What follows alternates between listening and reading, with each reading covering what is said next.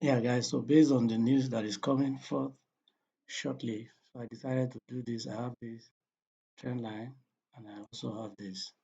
So now, because the forecast is actually worse for US dollars, so I want to do this. Let me just with small lot size, let me do a pending buy. Let's say 2 lot. Stop loss, stop loss 1963. Let's see what happens. I hope you can see it's running profit. Now see the news. See the news. Unemployment claims. Unemployment claims. So this is better. As you can see, is higher. The figure is higher than the previous 231 against 221. So it's worse for USD. So it's gonna buy. So it's a buy. So I leave my position running. I hope you can see. I hope you can see. I hope you can see. I'm running profit $600 plus, $600 plus, $600 plus. So as it is moving, I can break even. I can break even if I want to buy to continue to run. But at the same time, $500 is a good money in the economy. So I can choose to take my profit at $500 while I leave the trade to continue running. I hope you get what I'm talking about now. So that is what I'm talking about. That is what I'm talking about. Based on the fact that it broke this trend line, I could have left it, but just to let you see that I actually took some profit away from the market so that to buttress what we are talking about. So that is the news for you, and that's how to trade it.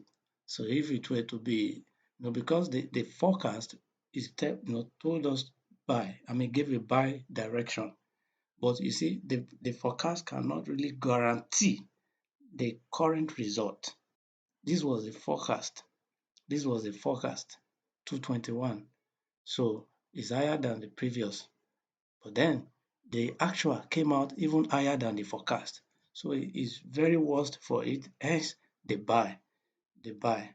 So assuming this figure is lower than the forecast and of course lower than this, that would have been a sell, a sell, a sell, a sell. So and why this is more important than all this is because this news is more volatile, is more reddish, more volatile than the rest. So so this is the key activity of the chart, and that's why it's my focus. So as you can see, we make profit from it. So that's how to trade the market. Assuming the trade came out, as you can see, it's still buying, it's still buying. It continues to buy. Assuming it came out to be a sell, then I would have entered a sell at the break of this trend line here. At the break of this trend line, I would have entered a sell.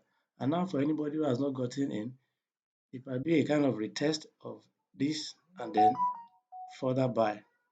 Then it can also, if it were to be a sell, once it breaks this channel, what I mean is this, if this comes back to this lane, then of course we see something like this back up. So, and if it were to be a sell market, once it breaks it, I watch out for a retest and then I move on to sell it.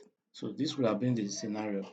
So now this trade moved how many pips from this zone? It already moved 50 pips, 50 pips, 50 pips. With 2 lots, that would have